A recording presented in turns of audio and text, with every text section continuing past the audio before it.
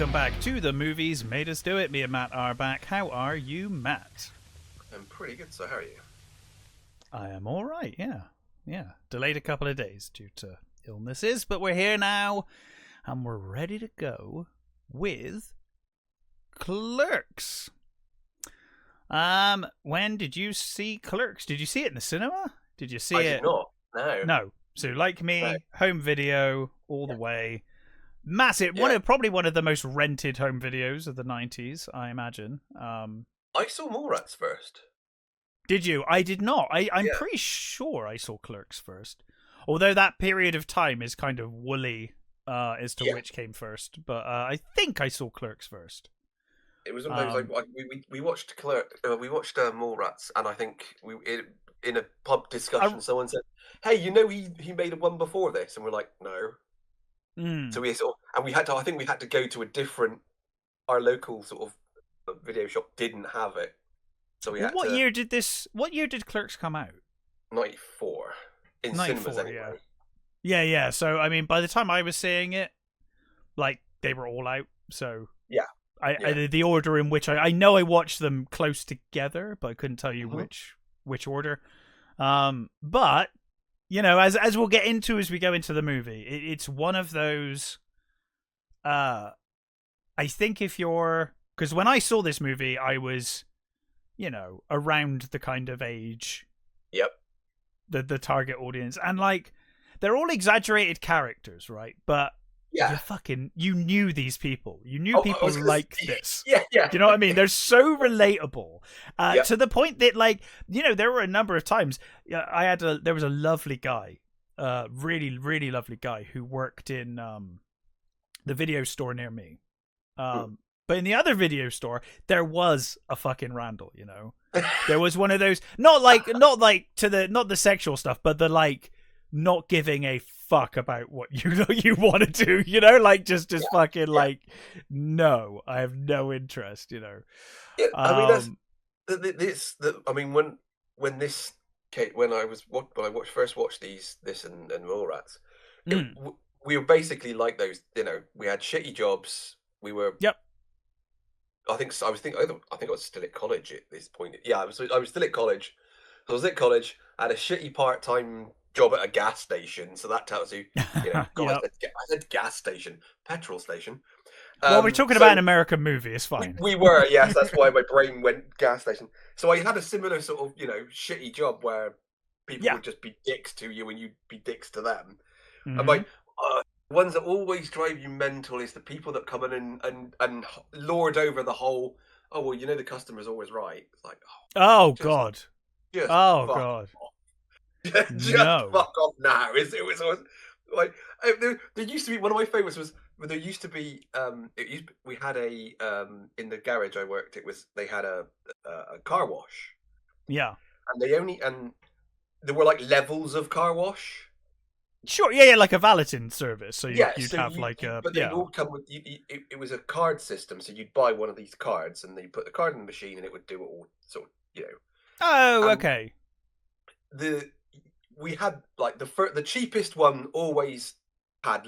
We had shitloads of the cheap one because people would just come in on a Saturday or a Sunday. Yeah. Get a cheap car wash, bugger off. Uh-huh. But a couple of times we had like a real run on, and then people would come in and they'd go, "Oh well, if you can't, like it'd be completely out," and they go, "Well, if you can't give me that one, I want that one, but at that price." And you're like, no. Right, that's not how that works, sir. And it's like, well, the customer's always right, and you go, no, not in this. No, if you go to an airport and you were going to fly to France, and then they were like, "Oh yeah, that plane's been cancelled," you don't then go, "Oh yeah, well then I'll go to Japan instead for the same price." That's not how that works. I'm sorry, that is not how that works. You get your money back, maybe, but oh dear. Well, let's. Again, the stupid conversations they had were stupid conversations you'd have with your workmates. And that's the thing, right? That and certain scenes in this movie just hit so perfectly. The dumb customer bit, like when the customer's asking how much something is, and there's literally a sign telling them how much it is right in front of them. Have you got any new movies? Yeah. Exactly that kind of stuff. Now, I never worked in a video store, but that kind of customer interaction, you know, you're like, yeah, that rings true. Which I think is what made this movie, you know, the work ones so that, well. the ones that, you know, the ones that I hate in supermarkets these days are the ones when you go to the aisle where they put out like the cheap, the stuff that is about to go off. Yep. And you get it's like a horde of vultures suddenly descend on this aisle. Yeah. And it's like 50 people all around one tiny little section, and you can't get past them, and they won't move because they're like so scared of losing out on a bargain. And you're like, oh god, this is just. And then they get to the till, and it's like you've saved 50 pence. Well done, sir. Yeah. Like, that was worth all the fucking hassle, wasn't it? You've just bought shitloads of stuff that you're gonna have to eat now. And also, probably stuff you wouldn't normally have wanted or bought anyway. You bought it purely because it was a deal, and you didn't even get that good of a deal for the stress you've just put yourself through, and everyone else. But never mind. My mum was one of those people that would buy like 2-for-1 things. Just because it was a deal, and you go, Mum, but you don't even like it. And she's like, no, it's not even something you want. Why? Jesus Christ, Mother, why just don't? It's not. Just don't do it. But if you don't use it or want it, well, it's not really a deal, is it? You're paying for something you don't fucking want. That's the problem. It's not actually a deal if you don't want it. It's it is a deal. It's a bad deal. So, you know. Anyway, let's get into it. Clerks from 1994 or whenever. We should probably talk about the what always makes me laugh about this movie whenever I put it on is the View Askew logo. The corporate logo thing. Most hideous with the clown and the kid. It's so good. It's so good. It's so good. Like, it immediately makes you uncomfortable as fuck. The moment this movie starts, you're like, what am I watching? It's one of those sort of like, what fucking movie am I about to watch? This is the weirdest. Like, and that's only their ident. It's like, I know. That's before you even get into the movie. And then, of course, it does the movie just starts. It's like a View Askew production, and then it's immediately Dante waking up at home, falling through the door and answering his phone. It's such a great it's such a great cold open, this, if I can call it a cold open. It tells you everything you need to know about Randall. There's a couple of things about Dante early on that I think really set you up for who Dante is as a person. The fact that he even answered the phone, having been that tired, I wouldn't have even answered the fucking thing. Oh, fuck no. The fact that he's like, yeah, I'm not meant to be working today. I would have been like, yeah, I'm not working today. Yeah. Like, it's a straight no. Like, There's I'm sorry. Fucking way I'd have answered that. Because he says, no, he says he closed last night, which would have been what, like 11, maybe he had to like drive home midnight. And then they're like, hey, can you come in first thing for another shift? Like, no. He also looks hungover, so he's probably went. Clearly hungover, yeah. Because you know that he's off the weekend. He probably went out for a few bevies. Yeah, and he presumably has to walk his dog as well. You know, stuff to do. But I think it's a really lovely open, and of course he says, you know, it begins the line of "I'm not supposed to be here today," which you know continues throughout the movie. But we get to see him kind of getting ready. I don't know whether it's because they mention his parents at one point. He said, I think Veronica says about she phoned his mum or something. His mum said you'd left the house early, and I always thought, he must just live with some flatmates and that. It's like, no, he actually still lives at home. Yeah, he lives with his parents, I think. And you think, if he lives with his parents, and they clearly don't fucking tidy up either, because none of the dishes are done. He has to love at the top of the pig. The coffee pig thing, that cracks me up every time I see it, because I think every time I rewatch this movie I forget that he does that, and then when he does it it always cracks me up. But yeah, so of course he drives to the store. I think he gets like the first shutter up, right? He gets like the door shutter up, but then after that he can't do the windows. Because because there's gum in the lock. Yeah, somebody's put gum in the locks. I also love the cat is there like overnight. I guess the cat's just locked in the store overnight. I presume the cat just lives there. It's got a dirt box, and I presume it's got food there, so it just lives in the store all the time. Just lives in the store permanently. And of course, the reason the shutters never go up is because because Kevin Smith worked in that convenience store. Yes. Yeah. And they had to film during the night, mm-hmm. so they left the shutters down so that you wouldn't notice that it's the night. It's like, I think you notice. It's the perfect, but I think it's the perfect excuse though. It's clever. It's a clever way to ensure that your film's not going to be constantly having sunlight coming through the window or customers walking up or whatever. Yeah. So I think it's a genius idea. It works really well, and it's one of the things I love that I think again tells you everything you need to know about Dante. Right? He's come here. The lock's got gum in it, so he can't fucking open the shutters. He then, I mean, I would argue he probably does more work than just fucking sorting out the gum by doing all of this. But he gets these sheets, and he gets the boot polish, and then he writes.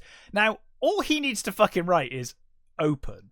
That would be enough. But because it's Dante, it's like, I assure you, we're open. And it's like, that's such a Dante thing. Like, it just tells you, it's these little things. It just introduces you to this character. You're like, I've met this kind of person before, Although I do love his, if you plan to shoplift, let us know sign. Yes. That's a classic. Yeah. But yeah, so it's kind of broken into chapters, isn't it? Like Vilification, I think, is the first chapter. I forget which all of the chapters we've got, but I didn't know. I was going to notice them, but I thought, no, I'm not going to bother now.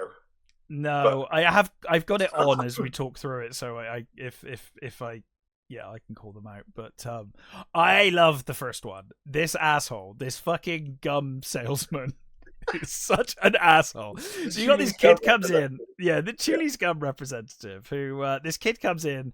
Well, this guy's already stood there because he's drinking a coffee, isn't he? He's like, "Oh, do you mind if I drink this here?" And Dante's like, "Yeah, fine, whatever, And immediately I would have been like, "Oh, for fuck's sake, could you not? Like, I just want to get on with my day, sir. Could you drink your coffee elsewhere? Just leave." But he's nice as Dante is, right? Randall would have told him to piss off. Oh god, Randall would have. Randall would have ignored him, to be honest, I think.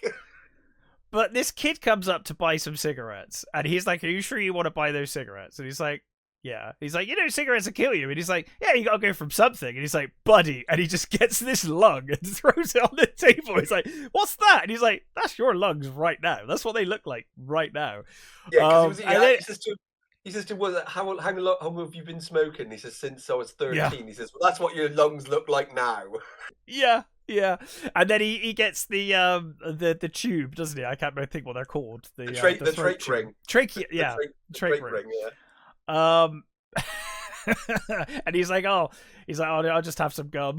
He just like walks out, and then Dante's like, hey. When he gives him the trach ring, he says, "That's the trach ring." He says, "That's from a 65-year-old man," and he goes, "Ugh," and just drops it. Yeah, because you assume it's clean, right? You don't expect it to be used. And then doesn't he say like, "Oh, the guy used to smoke out of the ring as well"? Yeah, he used to, but towards the end, he'd put the cigarette in there and smoke it that way. So good.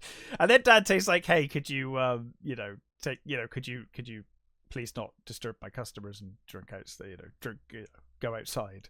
And he's like, "No, I think I'll stay here." I'm fine here. I'm fine here. We're then, of course, introduced to Jay and Silent Bob. Yep.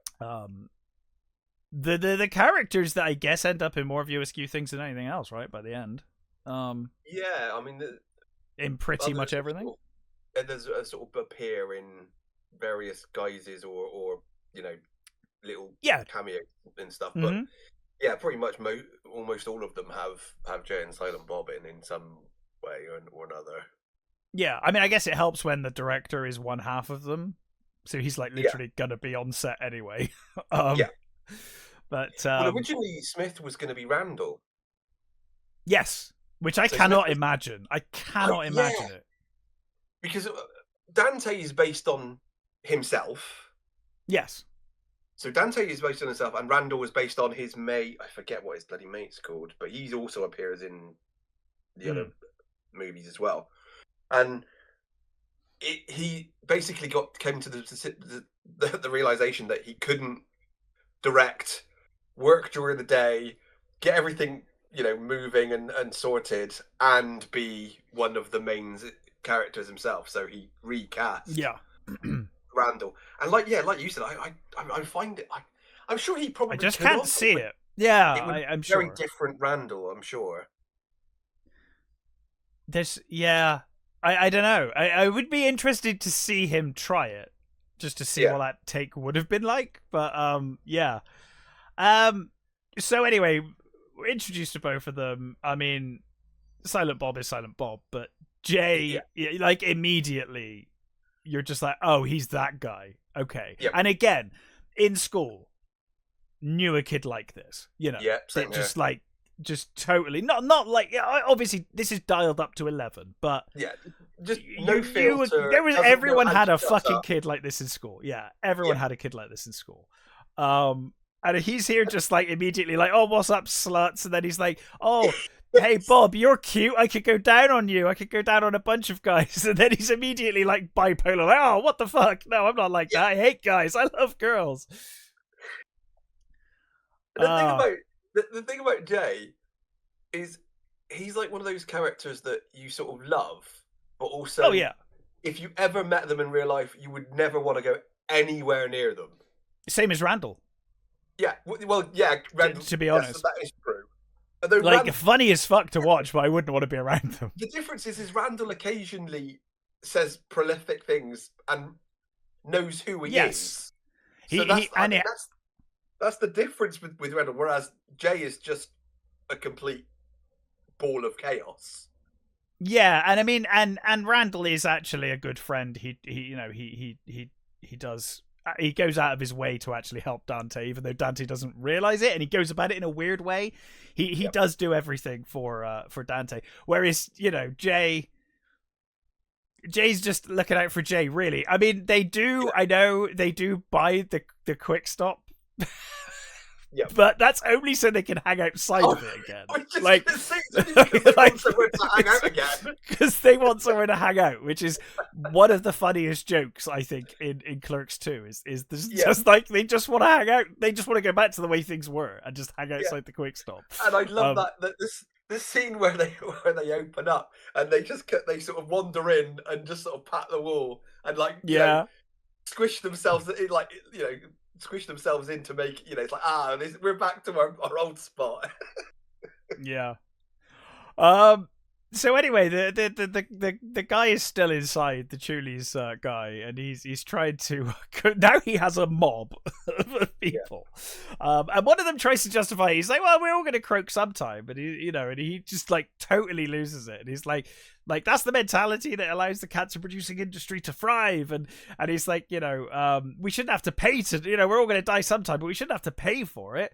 I like the line, was it, please, Mr. Merchant of Death, sir?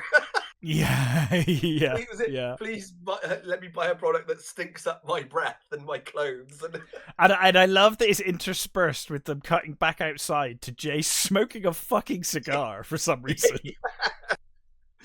Oh, I love it so much. And then he's like, and then Dante's like, look, I'm just doing my job. And he's like, oh, let me tell you about another group of people. They were just doing their job. They were called Nazis. And then the whole crowd, just starts turning into this horrendous mob. And Jay and Silent Bob are just stood outside, just not giving a fuck. Just completely, they can hear it. You can hear it, but they're just completely ignoring it. And of course, Dante tries to move them on. He's like, oh, you're creating a disturbance, but they're having none of it. Until, of course, they get sprayed with the fire extinguisher. And she's like, they do the cool entrance with her because she stood up on the counter, isn't she, or on one of the aisles. And Veronica's one of my favorite characters in this. I think she's great. She is like stereotypical Italian American, but she's great. she's immediately like, who's like responsible for this mob? And one of them points, and he's already at the door, like he's already trying to escape. He's clearly done this before. He's nearly out the door. But what I love is she outs him as this Chuli's guy. But the funniest joke for this bit from me is the guy who's heard all about this cancer stuff, and then he just walks up and he's like, "Yeah, I'll have a pack of cigarettes."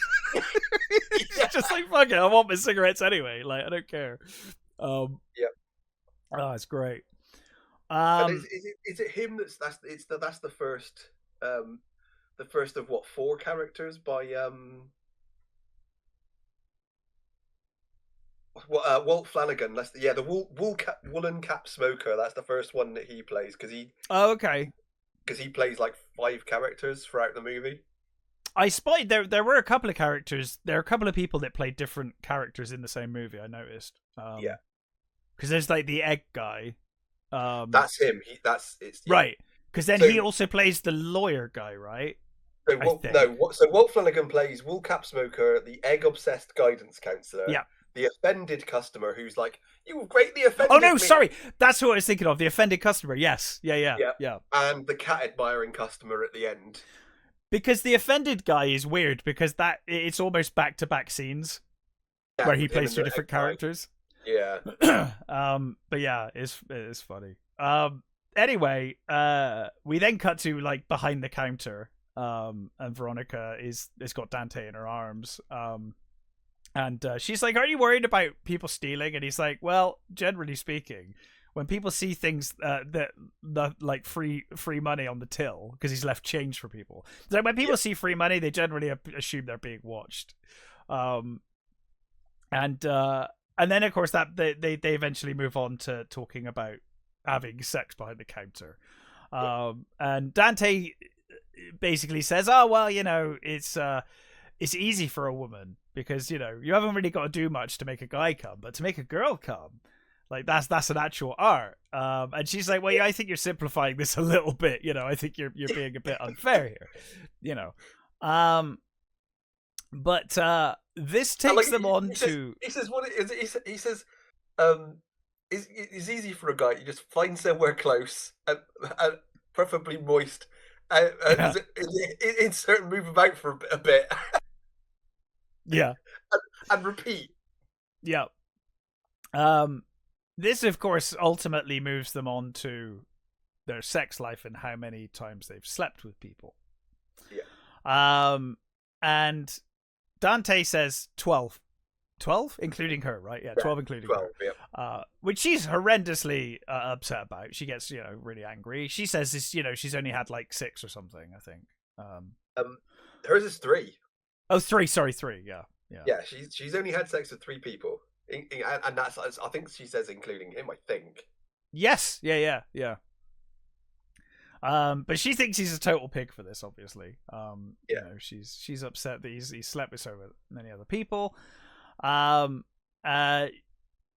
Which will get paid off in a second. But one of the many nice things about Veronica is she's genuinely trying to help Dante. She's trying to convince him to go back to school, to get some more qualifications, and to kind of leave the quick stop and get himself, an education.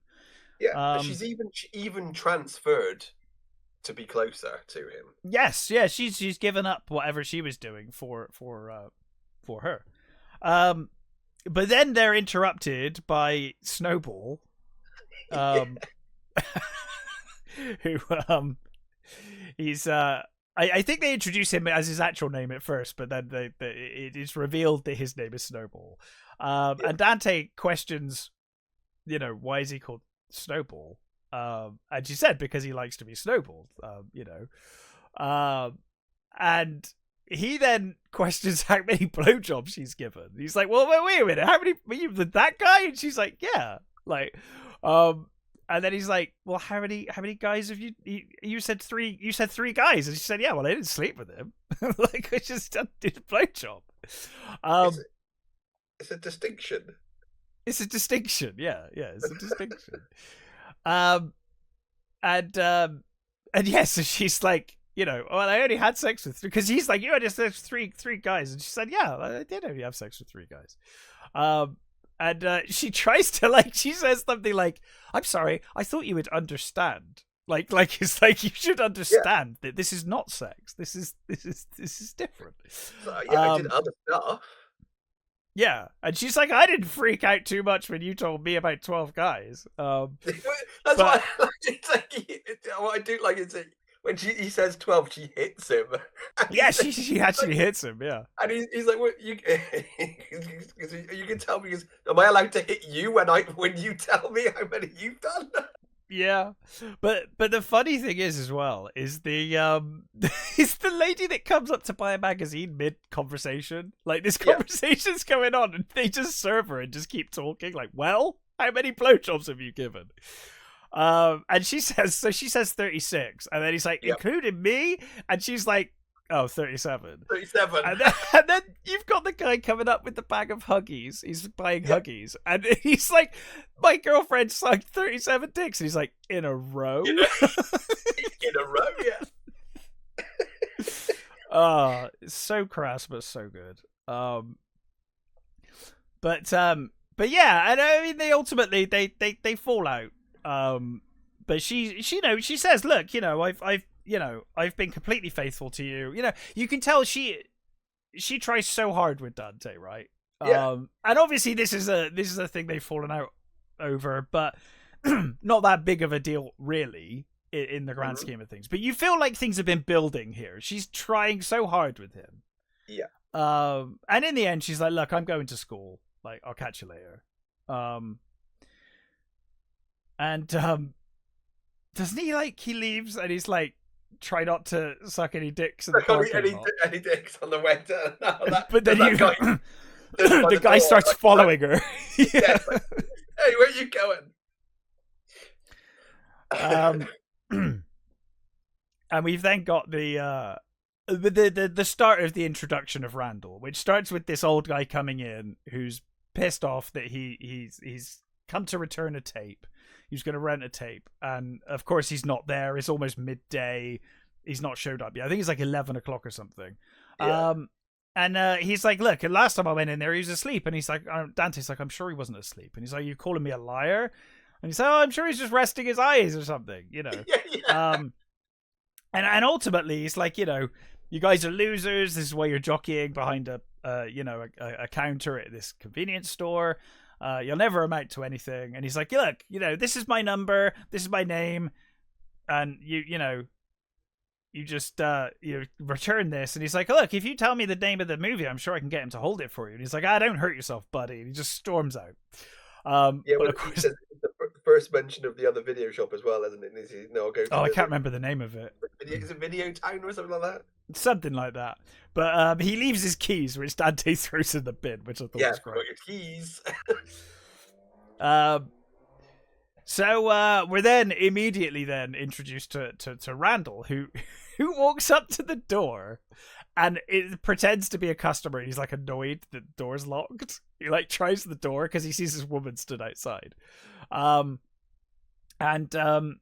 He's like, oh god, I hate it when I can't rent movies. And she's like, oh, I know, it sucks. And she's like, he's like, oh, what are you here to watch? And she's like, a dental school or something, I think. Yeah, she says, it's right there, I can see it. And he says, hey, that's the one I want. Yeah, and she's like, oh no, I got dibs. I was here first. I've been here for 20 minutes. And he's like, I bet you won't get that movie. I bet you $20 you won't get that movie. And then of course he heads into the quick stop to meet with Dante. And he immediately, like, Dante's immediately like, you're late. And he's like, what the fuck? You're not even supposed to be here, Yeah. And he said, like, what are you doing here? And he said, oh, whatever his name is, called in sick. But it's only until 12. That's the deal, right? It's only until 12. So he gives him the tapes and the keys to the shop. The old guy comes out, and he's like, the old guy walks past, and he's like, have you seen my keys? And he's like, what does he say? He does like a short round, doesn't he, or something? Doesn't he do a short round impression? Oh, what is it? What is it he says? I just know it's something Dr. Jones. That's all I know. I can't remember what it was, but no, I can't. Yeah, but it is a short round thing. It does. yeah, so he opens up, and then from the way it's cut, immediately walks straight back into the quick stop, because throughout this movie all he seems to do is lock that door again and head next to the quick stop to chat to Dante. He's either reading or watching a video, and then he'll pause it and then come back in and discuss another subject with Dante. Yeah, so he comes in this time and he's like, "Oh, this guy was refusing to pay late fees, so I banned him from the store." And Dante's like, "That's a shocking abuse of authority," and he's like, "No, I believe in the system. I believe in this.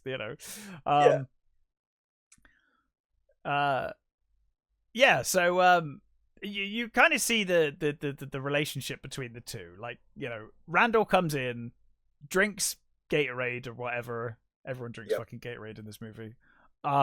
Reads the paper, fucks around. But he is he is company for Dante, and he does talk about his problems. So they get onto the subject of Veronica, which brings him onto the subject of Caitlin. And Caitlin's his ex, who he's still obsessed with, clearly. It's been years, I think, since she saw him, or since he saw her. Yeah, but he's been speaking to her on the phone. He's been speaking to her recently on the phone. That's right, and he's gonna. Hopefully, he's hoping to meet up with her. Randall's like, "Didn't she cheat on you?" Like, and he's like 8.5 times. I think he says something like that. Yeah. And he's like, "What, half? Like, how can it be half?" And he says, "Well, basically, she slept with me at this house party, but she went into that room to meet someone else. So she slept with me thinking I was someone else. Called me somebody else's name or something, wasn't it? And she called him Dad or something. Yeah, and is it the jock that turns up later talking about fitness and stuff? Is that him? Yeah, or is you're right. Yeah. I'm not sure if it's the same guy, but there's a jock later. Yeah. No, because he says when that guy talks to him, the guy says, "Oh yeah, I was sleeping with her in case you didn't know," and he didn't. So that's right. Yeah. So so they get talking about. Yeah, Randall's reading the newspaper. Yeah. And he says about, I forget what he's on about, like, talking about Dante's talking about Veronica, and he's like, I'm gonna have to sort out with Veronica and get with Caitlin, because I can just tell that this is meant to be, we're gonna reconnect and we're gonna get together.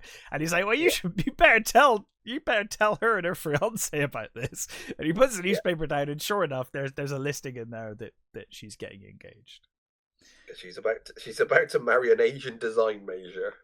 Yes, an Asian design major.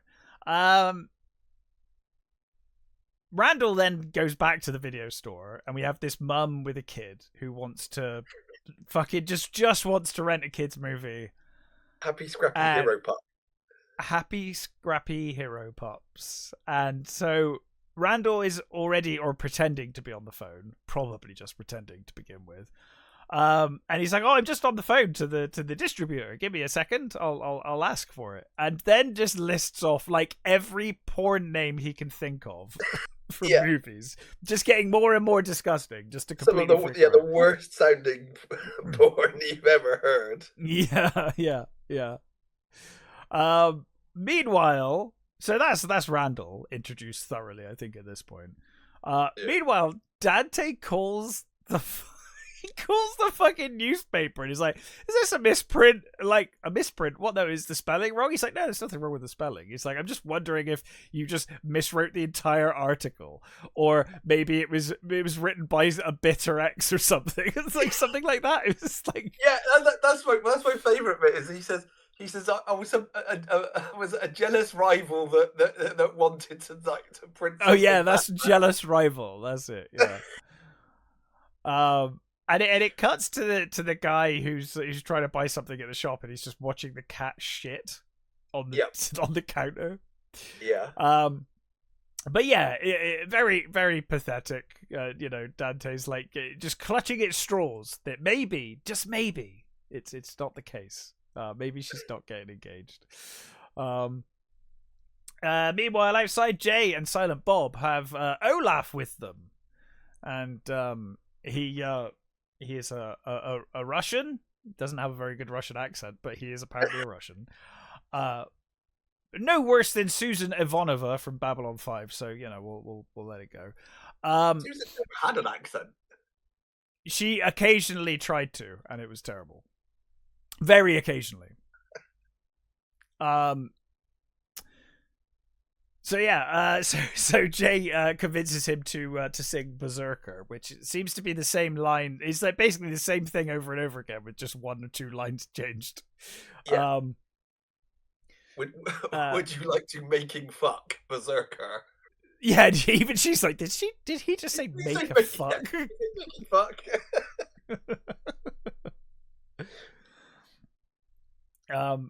But yeah, so what was it then? Oh yeah, just the way Jay introduces him and talks about him. It's like yeah. Oh, and then he says something in Russian, doesn't he? Yeah, and then he says something in Russian, and she's like, "What?" And he's like, "Oh, you dirt, you filthy prick," or something like that. And she's like, "What did he say?" And he's like, "I have no idea, but he's filthy. It must be disgusting." And then he's like singing to that bearded guy. He's like, would you like to suck my cock, Berserker? And the stoner's just like this beautiful man. Beautiful man. Dante is doing the helping the Pringles guy who's got his hand stuck in the Pringles. And he finally frees them, and then what grosses me about that though is that dude's got his horrible sweaty hand in that thing. I know, and then Dante eats from it. Yeah, and then Dante eats them, and you're like, oh, really? No, dude, I have OCD, and that freaks me the fuck out. I'm like, no, there's no fucking way that I would ever eat from that.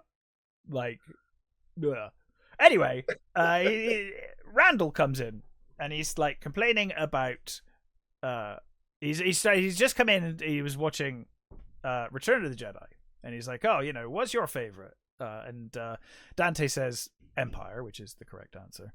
Yes, I was just going to say, which is the correct answer. Yes. It is the correct answer, but it's such a Dante reason for liking it. It's not my reason for liking it. I just think it's the best written of the movies.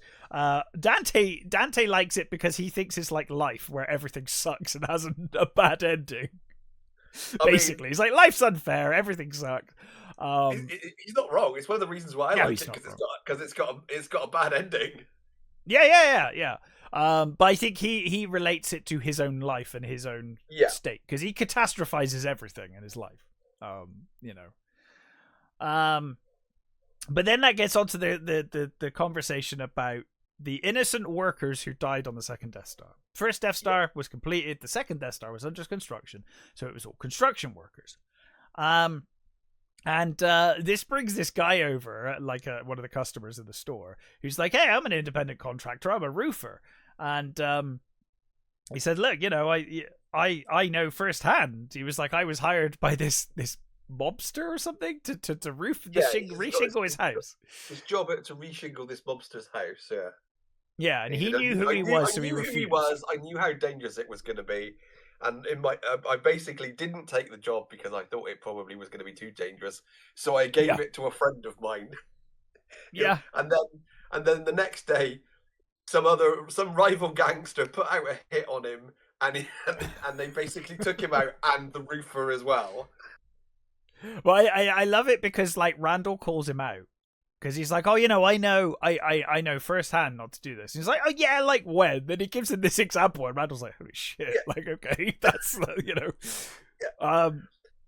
And he says at the end, this is a real tradesman knows that... listens to his heart, not his wallet. Listens to his heart, not to his wallet, that's it. Yeah, great. And he says, in my experience, people know the risks they're taking for the job. So anybody who was on that Death Star knew the risks they were taking, so it doesn't. Like tough shit, basically. Sucks to be that. Like it's the only time where sort of Randall is like looking at one of the customers is like, he's probably right. Yeah. He's like, okay, fair enough. So then cuts back to Randall again back in the video store. This is where he's reading the newspaper, and this poor lady's just like, do you know if either of these movies are good? Which is such a shit question anyway, by the way, lady. Because that's a matter of taste, isn't it? The fuck are you talking about? Are any of these movies good? I think that's why I never actually worked in a video shop, because I think, I love the idea of, kind of what talking movies with people, talking about movies and telling people of it. But then when someone says, "What's this movie like? Will I like it?" and you go, "Well, I don't know you. I don't know what movies you like. You're going to have to put some context into this." Also, I haven't watched every movie in this video store. There's a lot in here. Yeah. But anyway, she's like, "Are any of these two movies good?" And he's like, "Oh, I have no idea. Like, don't know." He said, "I don't watch movies." He says, "I don't watch movies." That's right. So then she pretends to pick up two other ones, but it's the same ones. And she's like, "What about these?" And he's like, "They suck." And she's like, "Oh, they're the two same movies." And she's like, "I really don't appreciate your attitude." And he's like, "I don't appreciate your ruse, ma'am." She's like, "What?" And he's like, your ruse, your clever deception to deceive me." And she's like, "I'm never coming back here again." Or she mentions the other store again, doesn't she? I think she's like, "I'm gonna go to." It's just the way he says. It's like, it must give you a great sense of pride to be able to be able to put one over on someone, basically. Yeah. Like, she can screw you, and I like he shouts at me, "You can't rent it here anymore." And then Jay, she's walking by, Jay's just like, "Yeah." We then cut to the Eggman. Randall obviously locks up again, goes next door again. Which would be like a plot issue in any other movie, but in this, it suits Randall. So, like, you imagine Randall locks the fucking door every 5 minutes in that place. So Randall's come back, and now we have the Eggman, who's sat there with boxes of open eggs, picking eggs up and testing them in various ways. He looks psychotic. And Randall's like, why doesn't he just mix and match? And Dante's like, no, he won't do that. He says that they have to be perfect. It has to be a perfect box. And then this woman walks in and she's like, "Oh, I've seen this before. Is he a guidance counselor?" And she's like, "I don't know. Why would he? How do you know that?" And she's like, "They're always guidance counselors. The egg people are always guidance counselors." Yeah, she says something along the lines of, basically they do it all the time. They come in, they make messages, but they always pay for whatever thing they've broken, and they always clean up after themselves. Yes, yeah. She's like, most people don't mind them because they always clean up after themselves. And she's like, if your job was as meaningless as theirs, you'd go crazy too, right? And then she says like, and Randall's like, "Oh yeah, come to think of it, my counselor was worthless." And she's like, "Yeah, it's good to have an important job." And she's like, "That's why I manually masturbate caged animals for artificial insemination." And it just walks off. Yeah. Oh, so good. But yeah, and then the Eggman starts smashing the eggs, doesn't he? He just he's hitting them, like completely, flattening them against the fridges. Yeah. Dante is then not paying attention whilst Randall is working at the store. He's working in the quick stop behind the counter and gives a child cigarettes and a lighter. Yeah. He sells it to her. I think Dante must have been in the back or something. He's probably cleaning up the eggs, I guess. That makes sense. Is he I think he's pricing something, isn't he? I think. Oh, maybe. I think he's restocking, or he's something like that. Anyway. Yeah, probably. And he then starts talking about the nudie booth. He cleans the nudie booth. Do you know how much a jizz mopper makes? And he's like, "What the hell's a jizz mopper?" They start talking about it, and then of course we get the offended guy. Yep. Who is just absolutely disgusted by everything Randall's saying. pretty much. He's like, excuse me.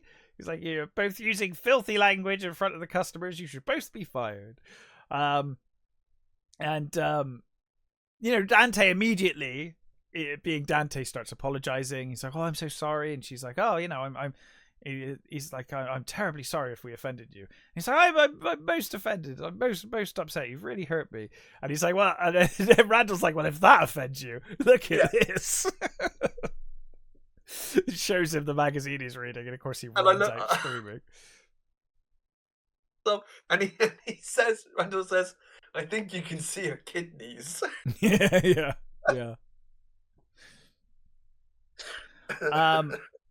And then they get onto the discussion, which is so cathartic if you've ever worked with the public, about people that piss you off. It's like, who pisses you off? Like, there must be customers that piss you off. This is what Randall's basically saying, that you wouldn't be so uptight if you just let rip every now and again. You have to blow off the steam. You have to have at least a little bit of blow off a little steam. Otherwise, you'll just let it all build up, and you'll just be you, basically. Which is what Dante does. Yeah, absolutely. Exactly. Yeah. And like Dante says, like, well, there's no particular customers, no customers in particular. And he's like, there must be. And he's like, oh well, I guess there's the milkmaids. And this is someone people I've seen before. The people that like get you see milkmaids in every supermarket. You will always find a person going through the fucking dates. Yeah. And he says like they go like somewhere beyond all the gallons is a milk carton that won't go bad for a decade. Yeah. And he's like, and then Randall says, do you know what I could do without? And Dante's like, what? And he's like, people in the video store. He's like, basically all of them. He's like, what people? He's like, all of them. Yeah. All of them.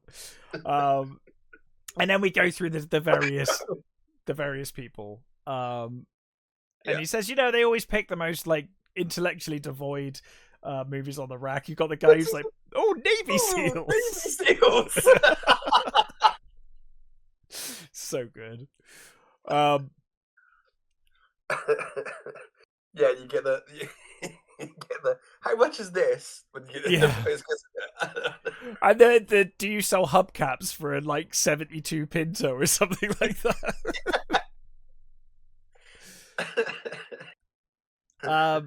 And he says, they basically, he says, well, you seem more annoyed than normal and or more down than normal. And Dante's like, that's because, Caitlin's getting married, But then mid-conversation, Veronica turns up. And he's like, oh, God, Veronica. And they're, of course, like, stop talking about it. And she's turned up and made lasagna for him, which, let's be honest, if she's made fucking lasagna, she did not go to school. She went back and made fucking lasagna for him, right? Like, lasagna is not something you just quickly throw together. It takes some time. So Randall is immediately like, 37, like off camera. Yeah. And she's like, "Oh, you told him?" And he's like, "Well, yeah, She's like, but he put it in perspective for me. Yeah, he says at least I wasn't 36. Yeah.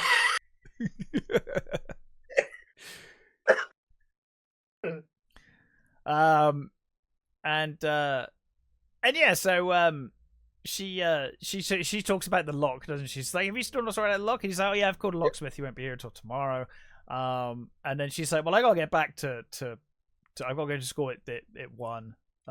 So she heads off, and you can see that Dante genuinely likes her. As she walks off, he smiles, he's happy, like, and I think Randall, even though Randall's fucking around making blowjob noises, Randall can see that. Randall knows that deep down, Veronica's probably the right person for him.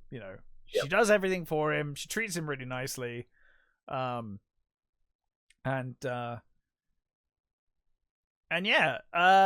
then obviously he's getting on now. So Dante calls his boss, and he's like, "Oh no, his boss is out. He's gone to Vermont or something. He won't be back until Tuesday. So he's basically stuck there now for the whole day." And he's like, well, I'm stuck here until closing. Like, sorry, we should have said the whole reason. One of the excuses he used was that he had to do hockey at 2. That was one of the reasons why he couldn't work today. So now, obviously, he would have been finished at 12, no problem. But now he's going to be stuck here, and he's going to have to work something out for the hockey. And he apologizes to the person on the phone, who presumably is like some member of his family or something. And Randall kind of like berates him for that, and he's like, "Why did you apologize?" You know, he's like, "I heard you apologize. You had every reason in the world to be mad. Why apologize?" And yeah, he's like, you know, you always assume blame that's not yours. You know, and yeah, so he's like, "Oh God, you know what really annoys me is I'm gonna miss the game." You know, and they're trying to they have to try and work out how they're going to work it out. And I think Dante says like, "Oh well, at least we're stuck here together." That was like his one his one thing that made it okay. So he then has to phone his friend Sanford, I think, and he says, "Oh, we can't, you know, we can't play today. I'm stuck in work. You know, I know I'm not scheduled to be in today, but it's been forced on me. Neither can Randall because he's working too." Randall, I assume, was never going to fucking play because he was meant to be in today. like who knows? Randall probably would have just locked the store and fucked off. Locked the store and left. Yeah, I guess that's probably what his plan was. Yeah. But he's like, "Oh, actually," he's like, "Oh, do we have to play? You know, do we have to play in the field? Can we play it anywhere? You know, do we have to play it in wherever they're playing hockey? I don't know. They've got roller skates on, so I guess it's a hard surface of some kind. But well, to be honest, I don't know why they just don't play in the car park. Looks like there's an obvious car park there that they could probably play in. I assume because they probably didn't have a car park to film in, so they did it in true. You know, up on the roof. Plus, it is fucking ridiculous. Like they've clearly not got the room to play up there. They've got one goal, and like a tiny space to move around in. But so Dante's plan is to do it up on the roof. So his friends turn up. They all start wanting to buy Gatorade. No, not buy Gatorade. Oh, sorry. Take Gatorade. They want free Gatorade. Like, which of course Dante gives into. They're all gonna want one. Yeah, and I think Randall is slightly proud of him for this, for not for backing down over the Gatorade, but for rebelling and having this game on the roof. You know, that pleases him. So they start playing on the roof, and you know, like the shittest game of hockey ever on the roof. And this customer turns up. Obviously, there's a sign on the door saying they'll be down after the first period. He can hear what's going on, so he climbs up on the roof. And he's like, you know, how long have you got to go? And they're like, "Oh, you know, how long have you been playing?" He's like, "Oh, we've been playing 8 minutes. We got ages yet." And then he starts saying that Dante's shit at playing. He's like, "Oh, you're rubbish at this." He's like, "Don't pass to this guy. He's terrible." Yeah, he's like, "Looking at you, you can't even pass." Yeah. So Dante does like a tough guy thing where he's like, "Oh, for you want to prove it? Get on the court," you know. So they do. And this kid's fine. He's really good. He kicks his ass. He tackles it. He doesn't. He knocks he tackles it to the him, ground, and then basically knocks the ball off of the roof. Yeah, which basically straight down a drain. Yeah, it's like perfect shot. Obviously in an attempt to open the store. But the obviously Dante's like, "Oh, whatever, just give me another ball." But then it turns out the geniuses brought one ball. He's like, "How many balls did you bring?" And he's like, "I brought the orange one and the orange one."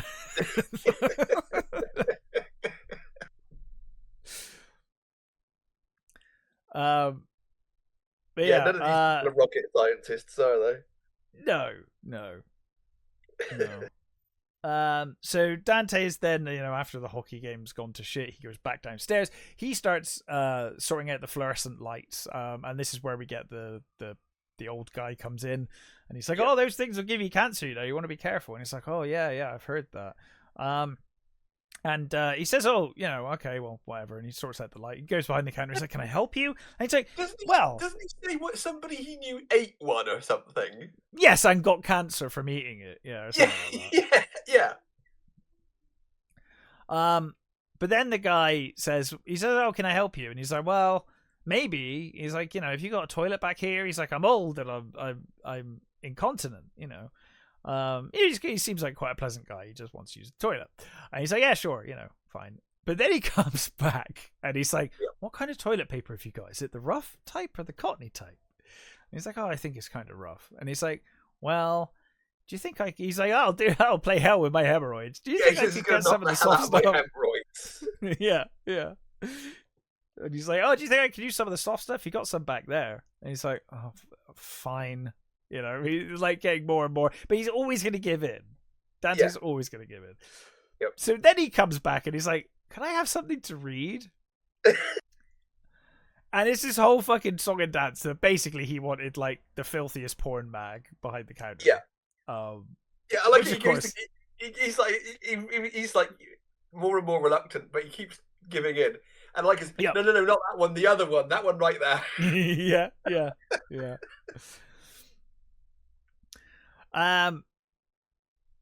So that's he agrees to give it the porno mags.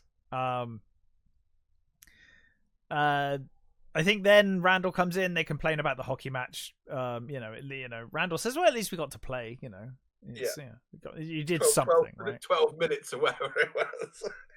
Yeah, and then I love when Randall tries to calm him down. He's like, "Do you want me to get you something to drink? And do you want something to drink?" He's like, "Yeah, Gatorade." And he walks over. He's like, "We're at Gatorade." He's like, "Yeah, I don't fucking know it."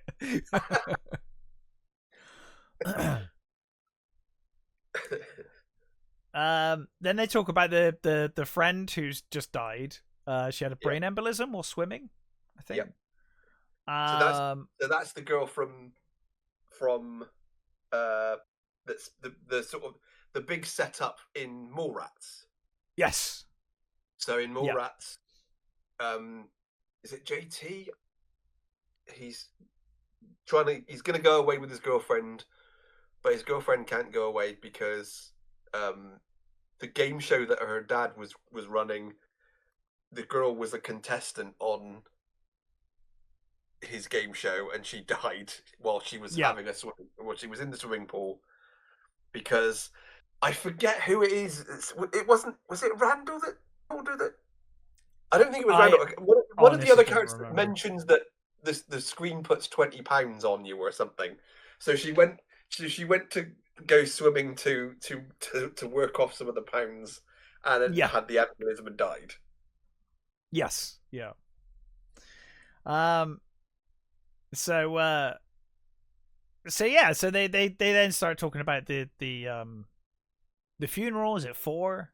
And Dante, Randall says to Dante, "Wasn't she one of the 3? One of the 12? One of the 12. I think he says she's number 8. I think. Yeah. And Randall's like, "Well, I'm gonna have to go. I've got to get to the funeral. I've got to figure out how to get there." And he's like, "Can you look after the store?" And Randall's like, "I'm coming too." He's like, "I got to come too." And he's like, "What the fuck are you going? You don't even know her." He's like, how dare you? And I might be bereaved." And he's like, "Plus all of the people from school are going to be there, like all the cool kids. Like I want to socialize." You why would you want to go to a thing? Because you hate people, and yet I like gatherings. Yeah. And then they start driving, and he talks about, it's a brain embolism. It's a terrible way to die. And he's like, I know someone that broke his own neck trying to suck his dick. Suck his own dick. And Dante's like, "What the fuck?" He's like, "Oh my god." And he's like, and Randall's like, "Well, everyone's tried it, haven't they?" And he's like, I never managed to reach it." He's like, "Reach what?" He's like, "My dick." And he's like, "Oh my god." He's like, "What, you tried it, didn't you?" He's like, "No, you pervert." Yes, no, you pervert. That's the I love the way Randall does those things. The way he sets things suckers up, him in. He suckers him in. Like he's talking about himself and is clearly not. Yeah. It's really good. So they've closed the store. They head down to the funeral. And it turns out that Randall leaned on the coffin and she fell out. And then he's like, "Oh, I put her back. It's not like she was going to break anything." You know, like Randall just doesn't give a shit. No. Yeah, basically, what I love the way it's done is they walk into the place, and then the screen comes up 5 minutes later, and it's got them running out. Yeah, being chased by angry mourners. So, have you seen the animated missing scene there? No, I have not. So it is on YouTube, but I've got the 10-year edition. I've got Clerks X as well. Yeah, so it's actually I've not seen it, but I've not seen the special editions, the special features on it. So, so basically what in the card. I think when I went to buy Clerks, that was the version that was available, so I bought it. So I didn't actually buy it for the special features. I bought it because at the time that was the version of Clerks I could find. So makes sense.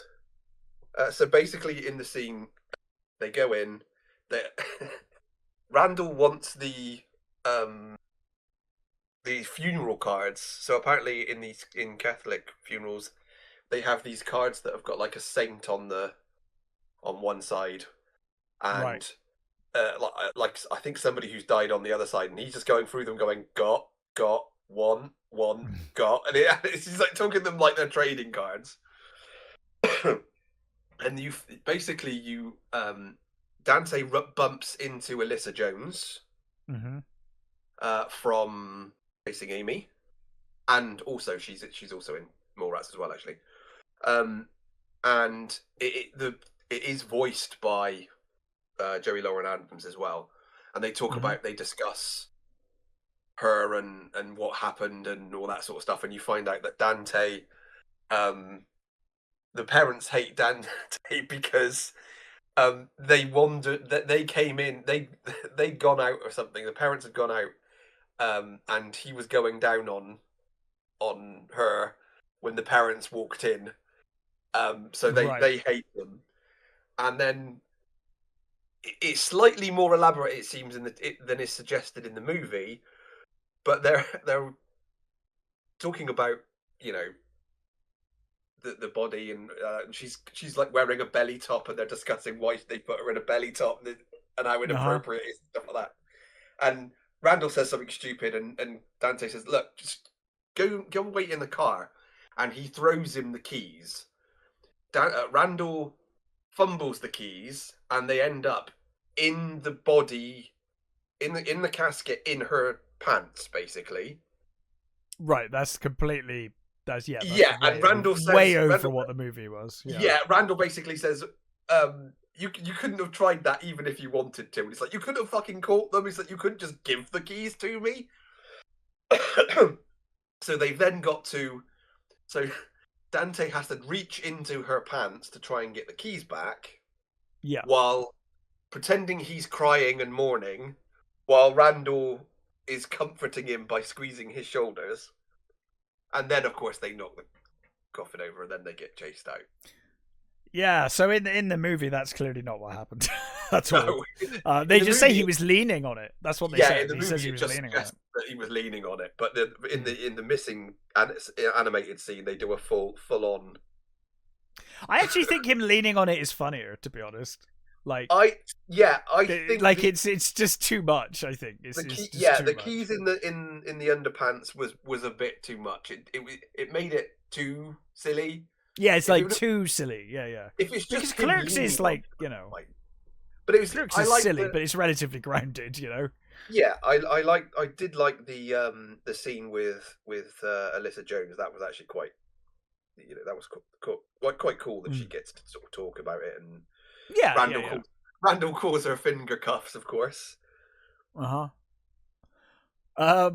So they come back to the store, and obviously, you know, Dante's pissed off. Jay shouts, he's like, "Just open the fucking video store," and Randall tells him to piss off, but then he walks away, and Dante's like, "Hey, I told you to stop dealing outside of the store." And he's like, "I'm not dealing." And then that guy turns up, and he's like, "You got anything bad?" He's like, "Yeah, what do you want?" Yeah. It's like right in front of Dante.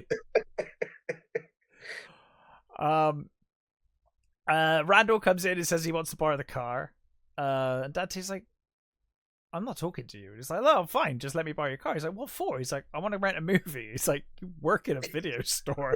He's like, yeah, but I want to rent a good movie. Like, I want to go to a good video store.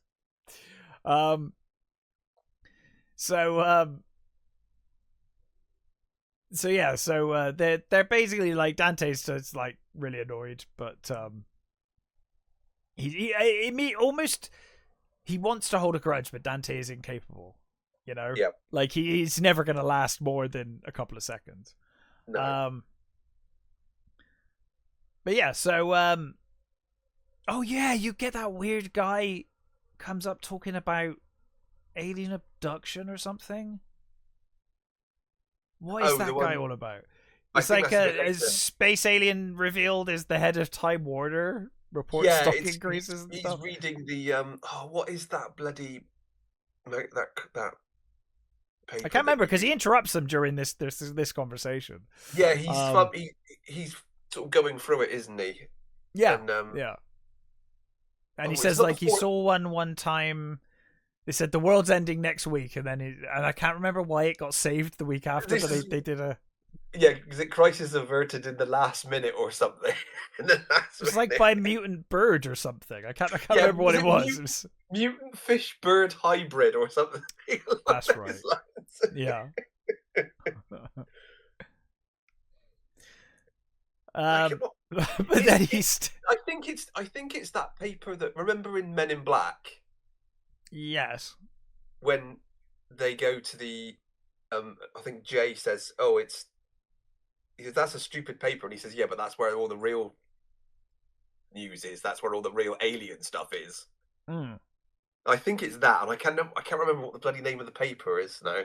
It's not the 14 Times. It's right. Oh, I'm never going to get it, but yeah, it's 14 Times is always my go-to for that kind of stuff. But yeah, or like It's Fate or something, you know, something equally weird. But anyway, Randall just suddenly he's drinking water and just spits water all over this guy's face. Yeah. And he's like, oh my god, Dad. He's like, oh my god, I'm so sorry. And he says, I'll never come back in here again. And he's like, I'm gonna kick your fucking head in. Dante's like, oh, he meant to get me. And he's like, well, he missed you, sort of thing. And he's like, here. He's like, have your money back. And he gives him the money back. And I like, he says to Randall, if I see you again, I'm gonna bust your head open. Yeah. And he's like, Dante's like, why the fuck did you do that? And he's like, well, 2 reasons. He's like, 1, I hate people that go on about the tabloids. And 2, I want to prove a point. Like, title does not dictate behavior. He's like, look at me, I'm a clerk. You would never expect a clerk to do that to That's right, customer. because Randall's talking about Dante was talking to him about how they've got titles and they should they should act within their titles. But basically, I'm pretty sure like Randall just does all of this to annoy Dante to the point that he just gets the keys so he can leave. So he can get in the car. It feels like that, doesn't it? Yeah. So Randall leaves in the car, leaving Dante in the store on his own, which is when we get the jock guy comes in. Dante like hands him the milk, and he's like, oh, I saw you were straining there. You had like a deep inhale of oxygen, you know. He's like, I'm a trainer, you know. He's like, I know that you're out of shape, and he's like, oh, I've got no fat on my body. Dante is like trying to justify it. He's like, it's hard to tell with those clothes you got and stuff. Yeah. And then the girl comes in.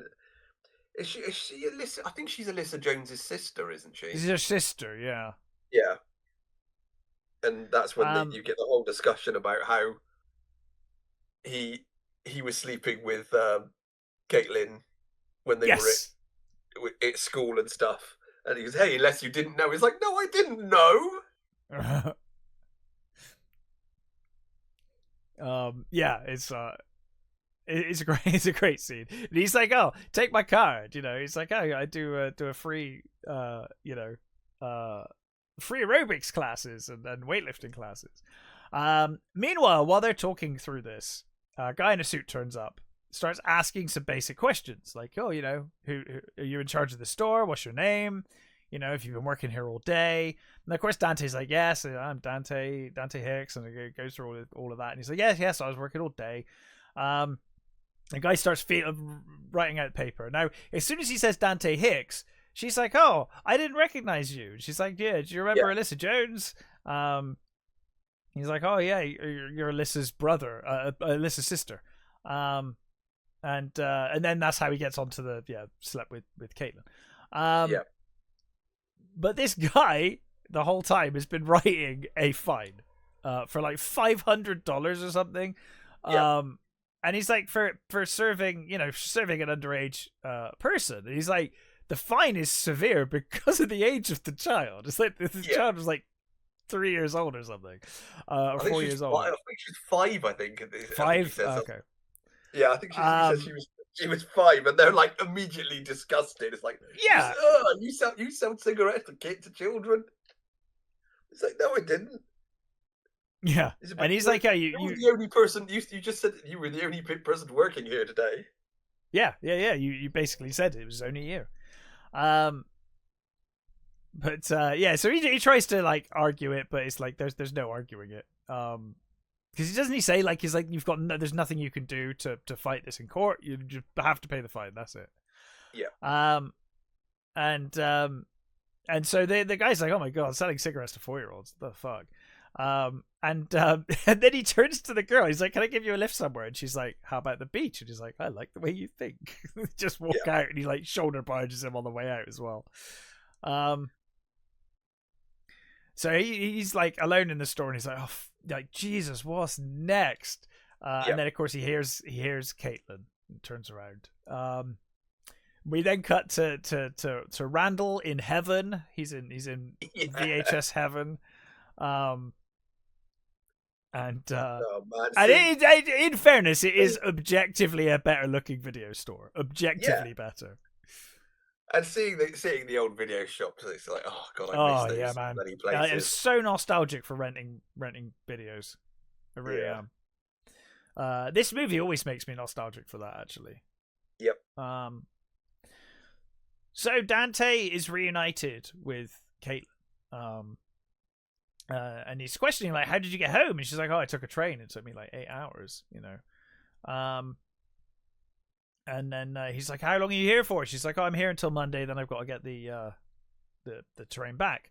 And a guy comes up and he's like, oh, congratulations. I heard. And he's like, oh, did you hear? She's marrying his design major. So of course now it's, it's been said in front of both of them. So now he can kind of approach the subject and talk about it.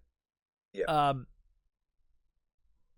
Trying to think. I think, it cuts back to Jay and Silent Bob doing something outside. I think hip hop or something. They're like dancing. Oh yeah, the dance thing. Yeah. Which of course we get way more of in Clerks too. The dancing. Yeah. And singing. I mean, the Clerks 2 has Goodbye Horses, which is hilarious. Yes, that's amazing. So anyway, they start arguing inside. And he's like, so you're really getting married? And she's like, no. And she's like, look, he proposed. I told him I had to think about it, but then he went ahead and published it in the newspaper. Or the parents did or something. Her mum did, yeah. Her mum did. That's right. So she obviously doesn't want to marry this guy, and then she came on a train because she knew he would see this and lose his mind. Yeah. And she's like, I knew you'd be a wreck, and he's like, wreck is a harsh term. Fair. She goes to hold his hand, which is another recurring joke. She goes to hold his hand, and she's like, you smell of shoe polish. Yeah, we've got to say that. People keep coming in and mentioning that. Why does it smell of shoe polish in here? Yeah. It's such a nice little thing, Yeah. But she says, look, I'm going to give him the ring back. I don't want to marry him. I don't want to get married now. I want to go to grad school. I want to start a career. She sort of basically says that she loves Dante and that she wants to give him a go. She wants to have a proper relationship with him, which is why she didn't tell him, because she knew he'd freak out. And but she says she makes it clear, I don't want to marry anyone right now. I'm not, No. I want to have all this, all the stuff for me first before I get anywhere near that sort of thing. So, I want to give you a go, but you just got to know that this is what I have planned. Yeah. Yeah. So he refuses to believe that's the only reason, though, doesn't he? He's like, why are you doing it? Why aren't you marrying her? Marrying him? There must be something else to it. And they have kind of an argument and a falling out about that as well. And she says, like, when I say I don't want to get married, that's what I mean. I just don't want to get married. I don't want to get married yet. So of course now this puts Dante in an awkward situation. Now, obviously, Veronica's still around. Caitlin is now physically there as well. She's now turned up in person. But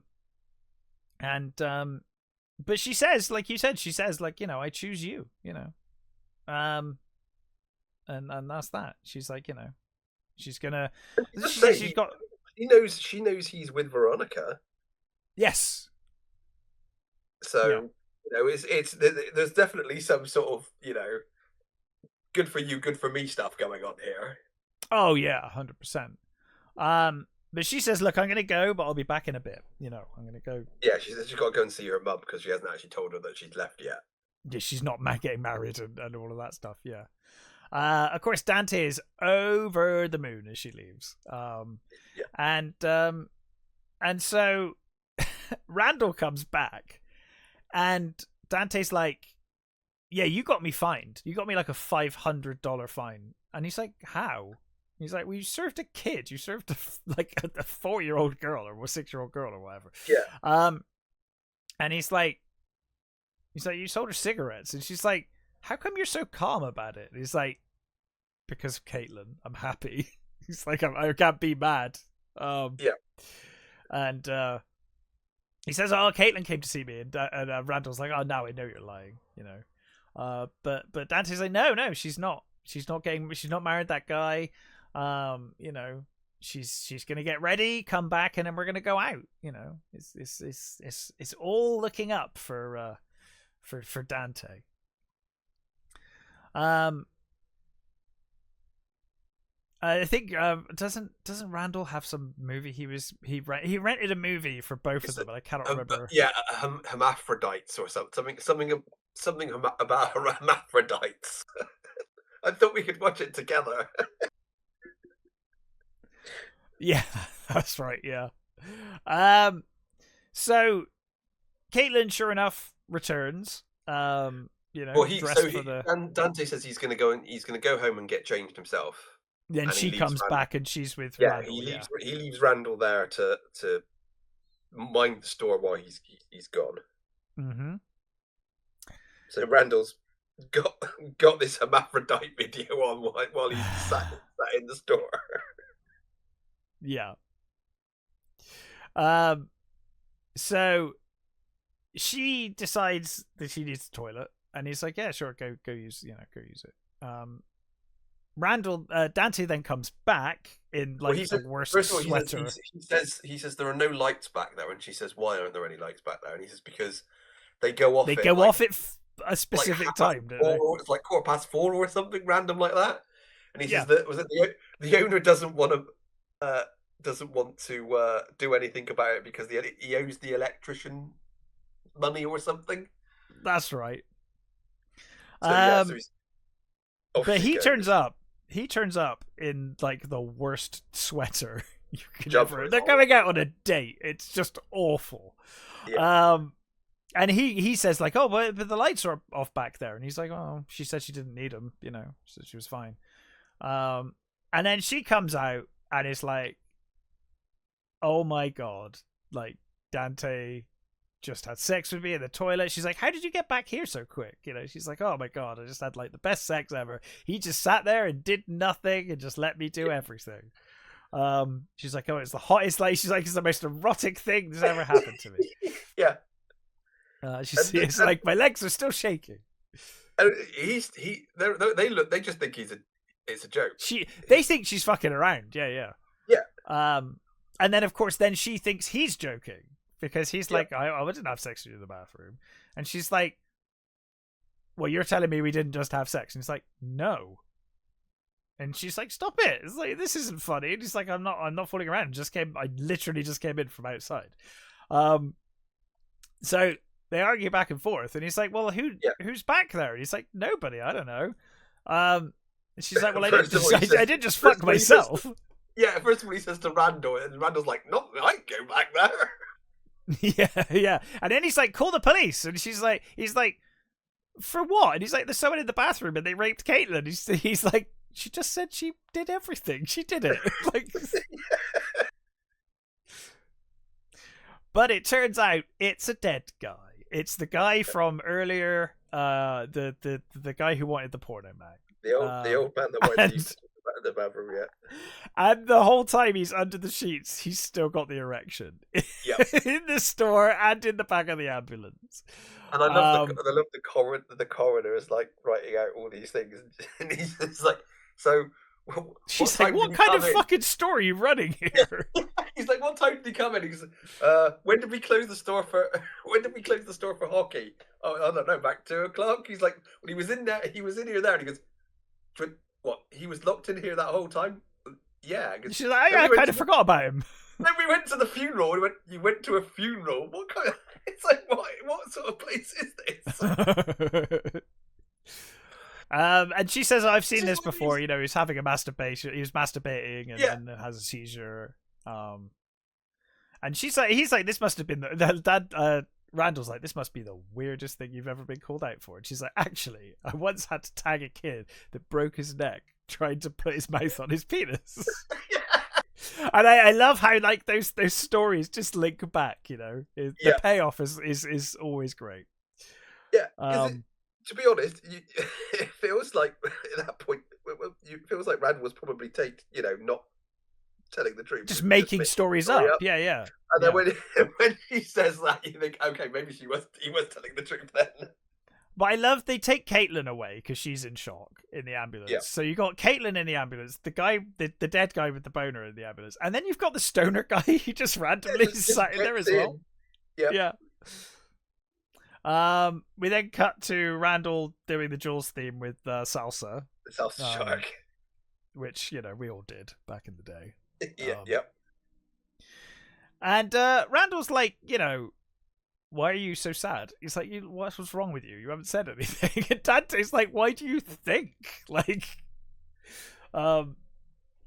he's like, what the hell's your problem, And he's like, oh, this life. And Randall's like, what do you mean this life? He's like, have some chips, you'll feel better, And he kind of laments. He's like, oh, I'm working on my day off. I go, like no prospects in life, I smell like shoe polish, girlfriend's catatonic from fucking a dead guy, present girlfriend sucked all these dicks, And then Randall, as you said, comes out with the wisdom. He has some wisdom, Yeah, he's like, fuck you, dude. Yeah, you're acting like it's all the weight of the world, and it's all on you, and woe is me. It's like, fuck. You could make different choices. You could do something different. Yeah, which I always think they pay this off so well in Clerks 2 as well. I still choose to ignore Clerks 3. Clerks 2 is the best ending for this story. That's great. Clerks 3 had some really nice stuff in it. Oh, it feels like half a dour. good movie. It feels like half a good movie, but it's too. I think it's too nasty. Dour. Yeah, it's almost mean spirited. Yeah. Yeah, it is mean spirited. It's. I don't like the way it ended. I think I could quite happily ignore 3. Me too. Well, I love that Randall's like, I'm happy with my life right now. Like all you do is moan. I'm fine with how I am right now. And he says, like you're 22. Like, why are you still like thinking about Caitlin? It was years and years ago. And Veronica, she's lovely. Like she's the one that actually cares. She's always here. And it is just that, like, Randall throughout the movie and the second movie can seem he's like a dick, but he is a true friend and he does actually care. You know. I mean, he just he even says to Caitlin when she comes in and he's talking to her before she goes into the toilet. He says to her, "If you break his heart again, I'll kill you." He says nothing personal, but he was mine first. Yeah.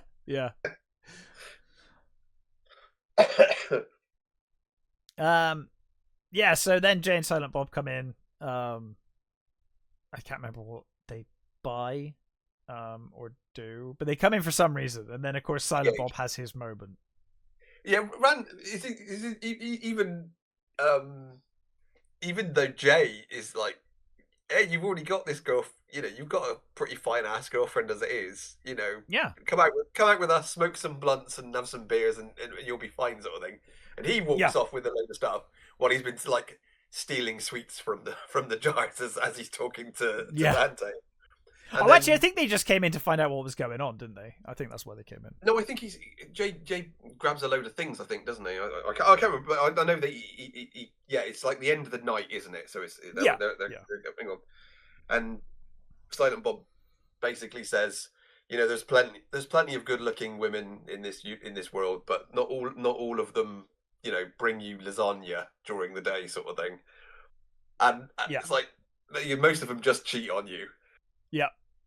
And Dante realizes finally that he is in love with Veronica. Hard cut to Randall telling Veronica everything. And she's like, is all of that true? And he's like, everything except for the latent homosexuality. I made that bit up. And he's like, oh, don't hold it against him. You know, he just never got Caitlin out of his system. And again, it's like, you feel like Randall is genuinely just trying to help here, you know? Yeah. No, I don't he's not done with malice. Some people think he's trying to be malicious, but I don't think he is. I think he's genuinely trying to help. I think so too. I mean, to be fair, he should have just kept his mouth shut and not said anything. But he thought he was being helpful. Thought he was being helpful, yeah. So of course she goes around and like punches him to the floor and starts, Yeah, and she's like, you know, the whole time you were having a go at me, you were actually, you know, seeing someone behind my back, basically, you know, long distance, but still the intent was there. You know, and she's like, I've always tried to do what's best for you, you know, I tried to get you an education, tried to get you out of this place, you know. And of course the whole time now Dante's like, I don't want Caitlin, you know, like I've you know, because he's now decided he wants her. He's like, you realise that now, you know, it's like, well, fuck you, is that, you know. Everybody said that I shouldn't have left my other school and come here, and you know, they also thought I was crazy when I, you know, when I did that, and now I've got, you know, they were right, basically, you know, so fuck you, basically to him.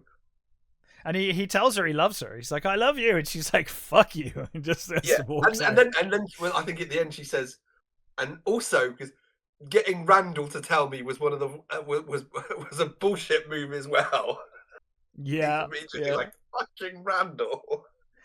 Yeah. So of course Randall locks up at the end of the night, goes next door, and is immediately assaulted by Dante. And yeah, he's pretty annoyed. So they trash the store. I love this fight scene. It's awful. Funny, right? It's awful, but it's also like a messy, just two dudes going at each other fight scene. It's really funny. They're throwing chocolate bars at each other.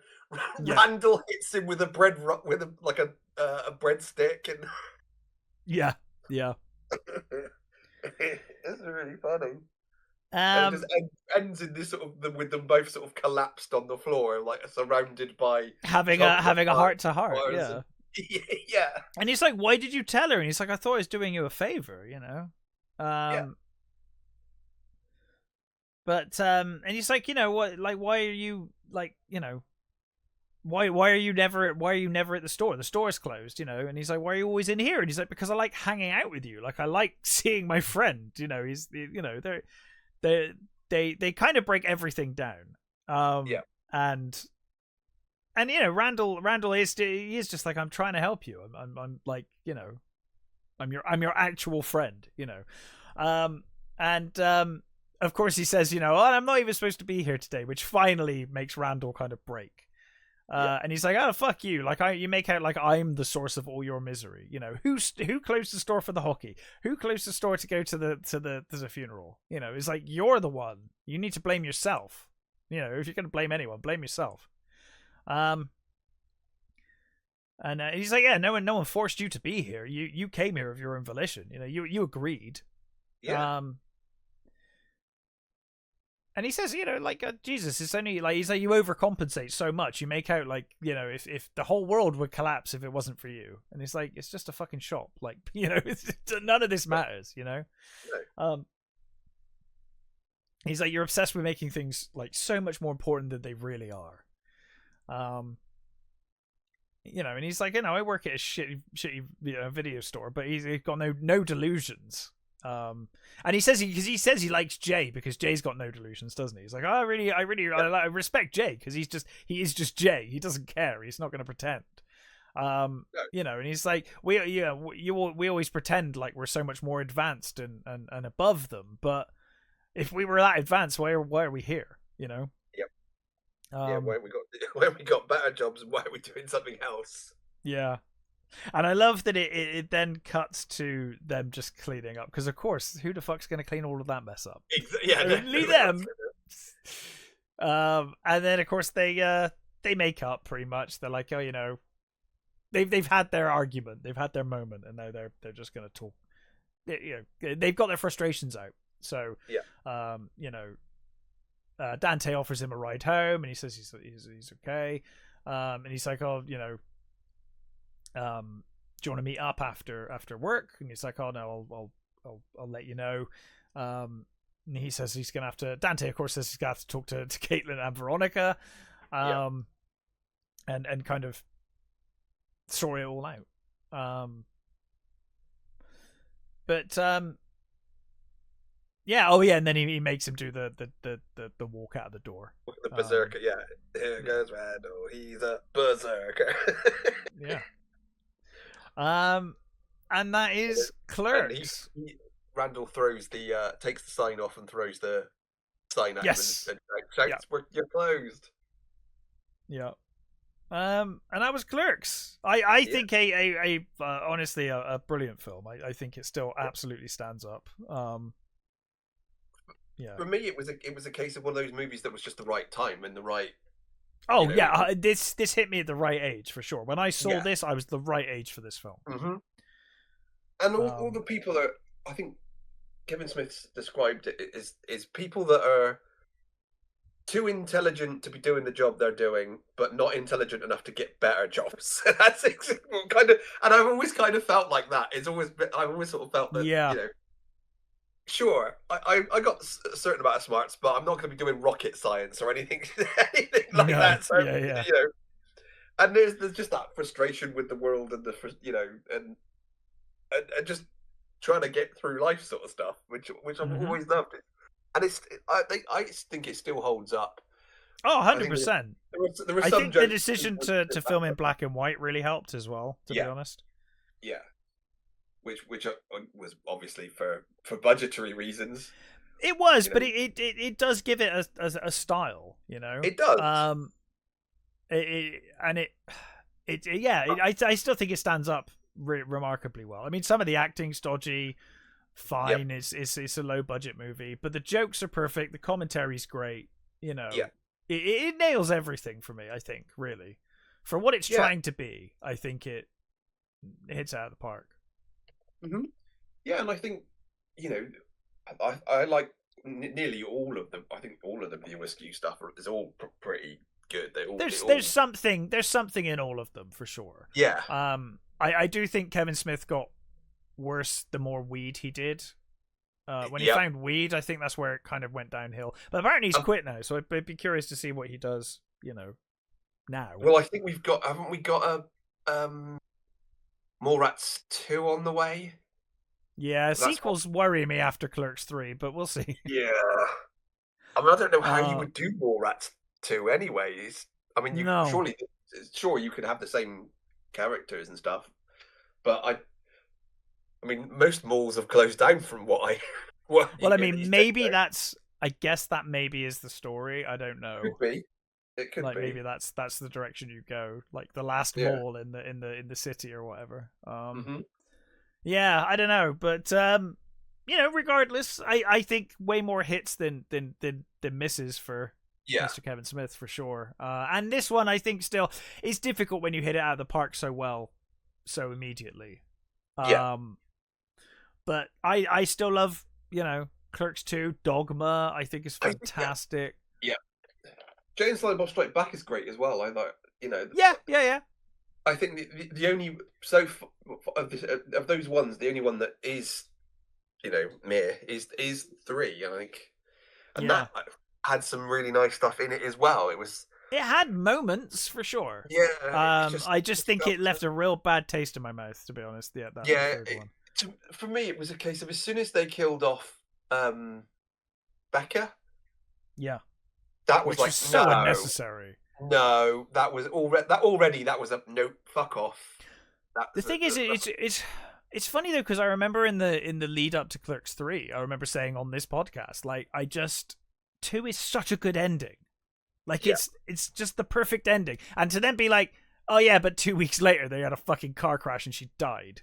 Like, what the fuck? Or not a couple of weeks later, but she was pregnant as well, wasn't she, or something? It's like fucking hell. Yeah. Like, what the fuck? Yeah, it just just felt mean spirited. So I choose to accept Clerks 2 is the ending that I like. Yeah. I choose to live Clerks with, 2 and you're fine. Yeah, because they buy the store. They like it. It's perfect. It's the perfect ending. Yeah. But yeah, either way, Clerks, an amazing movie. Absolutely recommend it. It's short. It's a short movie, but it's a lot of fun. And yes, so I think your patience with the characters might be tested. I think my wife said that she likes the movie, but Dante really winds her up. I think Dante's meant to wind you up, though. And I'm gonna say I think that's the point, isn't it?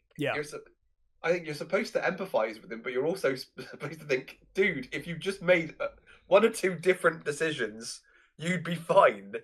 You're like your own worst enemy. Somewhere between Dante and Randall, you've got a functional human being. If you combine the two of them. Yeah, exactly. Yeah.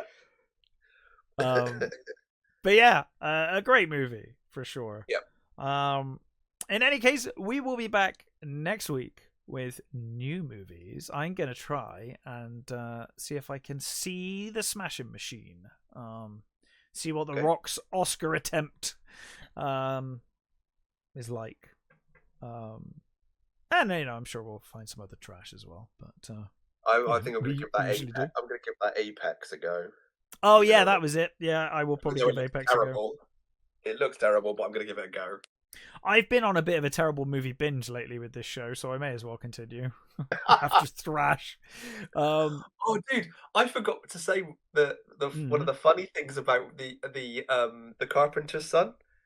Yeah, I don't know whether it's true or not, but apparently on the set, Nicolas Cage was attacked by bees. You're fucking kidding me. Apparently not. Apparently that's a true story. Oh my god. I bet the whole time he was like, I cannot say the bees. I just cannot. Don't say it. Don't say it. Oh man. But yeah, in any case, we will be back next week. And until then, stay safe, take care, and we will catch you next time.